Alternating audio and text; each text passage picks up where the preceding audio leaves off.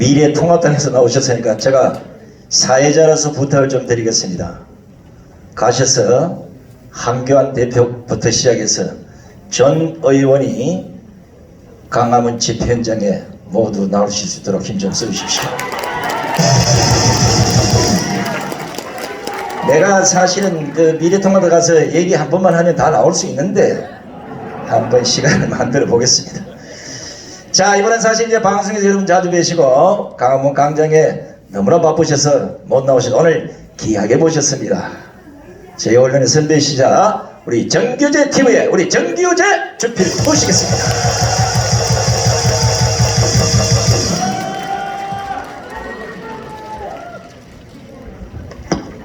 반갑습니다. 조갑재 선배님이 제 앞 순서였는데 갑자기 아마 조하고 정하고 성을 바꾼 것 같습니다.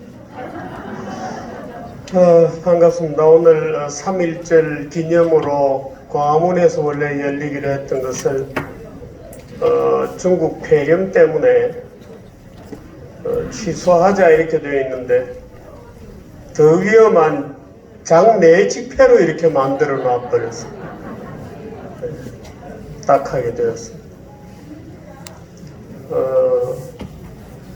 우리가 민주주의라고 하는 것을 알게 된 것은 대개 3.1운동 때쯤이었습니다.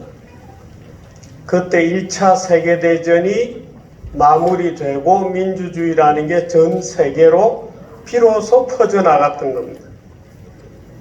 근데 1918년, 19년 이후로 민주주의를 알게 된 나라 중에 지금도 민주주의를 제대로 하고 있는 나라는 거의 없습니다. 동유럽이 완전히 공산주의로 갔다가 무너졌습니다. 남부 유럽은 다 경제위기로 갔습니다. 남미 전 지역이 엉망이 되었습니다. 중국을 비롯한 아시아는 아직도 제대로 된 민주주의를 못하고 있습니다. 1919년 이후에 민주주의로 진입한 나라 중에 지금까지 그래도 민주주의를 한다고 해왔던 유일한 나라가 대한민국이었어요. 근데 그 대한민국이 이제 시험에 들어 있습니다. 아마도 무너질지도 모르겠습니다. 여러분 어떻게 생각하세요?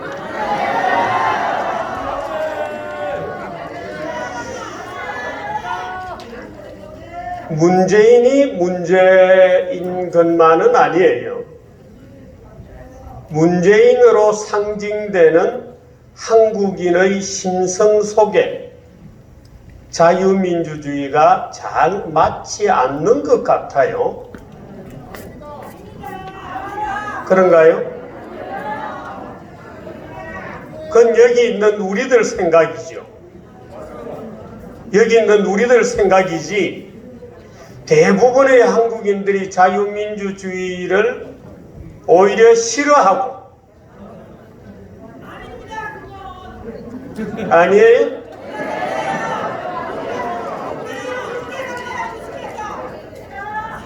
예, 고맙습니다.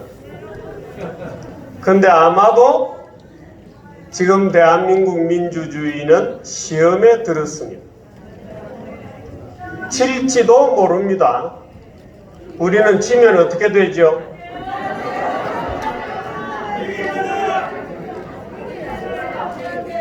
대한민국의 지난 70년의 성공을 얘기할 때 많은 사람들이 얘기합니다.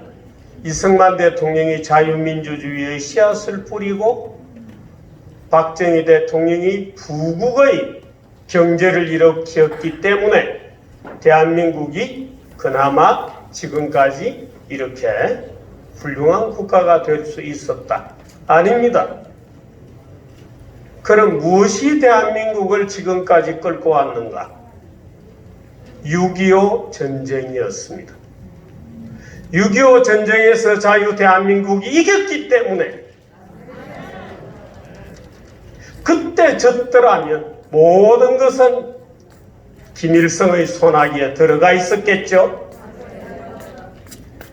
다시 70년 만에 우리는 지금 리턴 매치를 해야 되는 겁니다.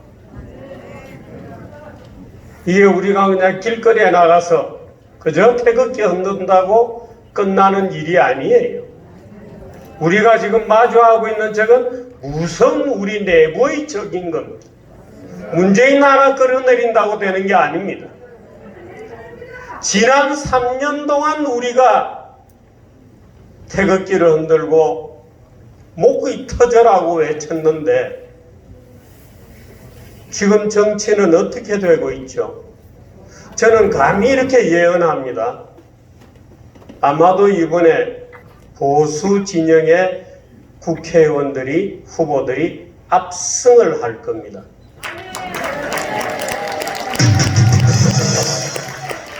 저는 축하하고 싶은 생각이 전혀 없습니다.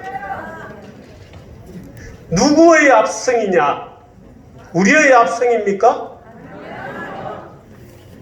유승민이가 선대본부장을 하면 거의 승리가 되죠?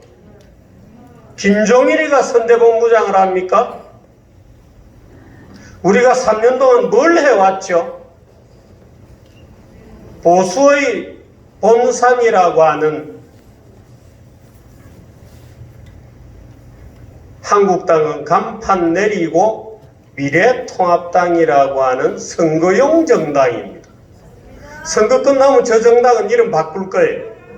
아마 지도자를 새로 또 바꿀 겁니다. 어떤 정당이 태어날지 우리는 몰라요. 저 정당은 보수정당 맞아?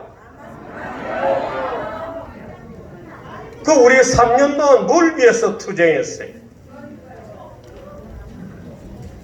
그런 절체절명의 큰 위기가 또 하나 기다리고 있는 겁니다.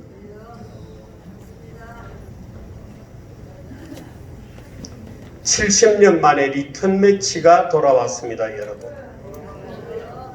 70년 만에 리턴 매치에서 누가 이기느냐? 여기 계신 저는 길거리에 또는 스트리트에 이 연세가 드신 분들에게도 늘 그 얘기를 합니다만, 이승만 대통령이 조국에 돌아와서 대통령이 되셨을 때 연세가 70대였습니다. 6.25 전쟁을 지휘하셨을 때에는 80을 바라보는 나이이셨어요. 여러분 해낼 수 있습니까? 네. 근데 이런 것도 필요해요. 우리가 길거리에서 싸운다고 모든 것이 해결되는 것은 아닙니다. 문재인을 끌어내려야 된다는 것에 대해서는 이제 비로소 많은 국민들이 그런 것 같다고 동의를 합니다. 그것은 우리가 만들어낸 성과죠. 우리가 지난 3년 동안 싸워서 만들어낸 것은 맞아. 문재인은 안 되겠다. 그런데 많은 국민들이 이제 동의하고 있는 것 같다. 그렇습니다.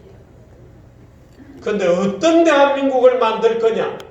그러면 하는데 물어보면 아무도 답이 없어요. 그럼 당신들은 어떤 대한민국을 만들 거냐? 어떤 대한민국을 만들 거냐? 예를 들어서 지금 대한민국의 전과자가 1100만 명입니다. 모르셨어요? 여기에도 전과자 굉장히 많습니다. 정광훈 목사님도 전과자예요. 도대체 어떻게 되었길래 정광훈 목사가 전과자지? 대한민국은 전과자가 1100만 명이나 되는 아주 저질의 국가입니까? 근데 그런 법과 제도로 되어 있습니다. 그렇기 때문에 대한민국에는 판검사 아니면 명함을 못 냅니다. 무슨 말인지 이제 아셨죠? 대한민국은 조선시대의 형벌국가를 식민지 시대에도 그대로 했고 지금까지 70년도 형벌국가 체제를 유지하고 있는 아주 정근대적인 국가입니다. 그럼 우리는 대한민국의 법률과 제도를 모조리 어디에서부터 뜯어고쳐야 되는지에 대해서도 공부를 해야 돼요. 우리가 태극기 흔드는 것으로 끝나지 않습니다. 어떤 대한민국을 만들 것인지에 대해서 우리가 국민들에게 답을 줘야 됩니다. 그 답을 주는 것은 정당들이 해야 되죠. 그런데 아무리 뜯어봐도 미래통합당이 그 답을 내놓을 것 같지는 않아요. 그게 우리의 고민입니다. 그래서 우리는 한 손으로는 문재인을 끌어내리기 위해서 싸우고 다른 손으로는 또 다른 무언가의 정치운동을 하지 않으면 안 된다 하는 결론에 도달해 있는 겁니다. 그것을 위해서 저는 그 방법이 자유통일당인지 어떤지에 대해서 그건 김문수 대표와 여러분들이 만들어내야 합니다.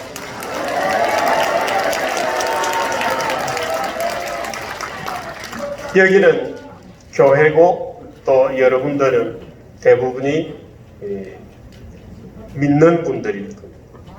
물론 유튜브를 보는 많은 일반 국민들도 계시겠습니다만 우리가 기도하는 마음으로 우리는 어떤 대한민국을 만들려고 하는지 깊이 생각하고 우리 속에서 그 대한민국의 새로운 지난 70년을 총정리하고 북한까지도 끌어안을 수 있는 새로운 대한민국에 대한 그림을 우리가 국민들에게 보여줄 수 있는 그런 우리 자신이 그런 수준에 도달해야 되는 겁니다.